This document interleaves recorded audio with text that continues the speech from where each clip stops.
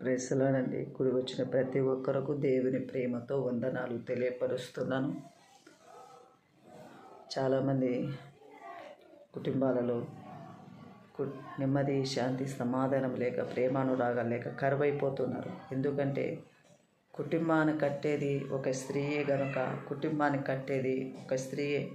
కుటుంబం కట్టాలన్న స్త్రీయే, కుటుంబం ఉడగొట్టాలన్న స్త్రీయే, ఒక కుటుంబానికి మేలు చేయాలన్న స్త్రీనే, ఒక కుటుంబం సంఘం కట్టాలన్న స్త్రీయే, సంఘం ఉడగొట్టాలన్న స్త్రీనే. హల్లెలూయా. మనం విడగొట్టే వాళ్ళముగా ఉంటున్నామా? సంఘాన్ని విడగొట్టే వాళ్ళముగా ఉన్నామా? సంఘాన్ని విడిపించే వాళ్ళముగా ఉన్నామా? వచ్చే వాళ్ళని రాకుండా చేస్తున్నామా? వచ్చే వారిని ఆకర్షిస్తున్నామా? దేవుని మాటలు చెప్పి దేవుని సన్నిధికి నడిపిస్తూ ఉన్నామా? ఎలా ఉంటున్నాం మన బ్రతుకుల్లో? సంవత్సరాలు గడుస్తున్నాయి, నెలలు గడుస్తూ ఉన్నాయి, వారాలు గడుస్తూ ఉన్నాయి, రోజులు గడుస్తూ ఉన్నాయి, దినాలు గడుస్తూ ఉన్నాయి, గంటలు గడుస్తున్నాయి, అన్ని గడిగలు గడుస్తున్నాయి.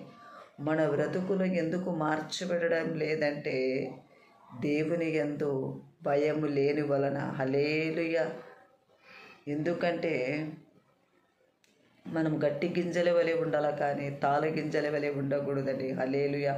వరి కోత కొయ్యడానికి పంట వచ్చినప్పుడే వరి కోత కోస్తారు. వరి కోత పంట రాకమునుపు వరి కోత కొయ్యరు. ఇంతకాలము సేను యజమాని కష్టపడిన ప్రతిఫలము పొందకుండా ఉంటే ఎంత బాధపడతాడు?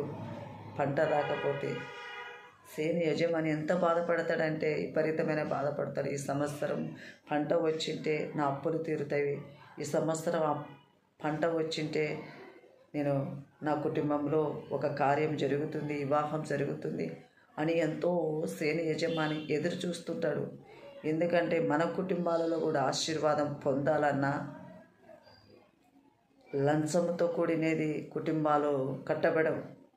కష్టపడి చెమటోర్చి చేసిన కష్టాతీతాలైతేనే మన కుటుంబాలలో ఆశీర్వదించబడతాయి. హల్లెలూయా.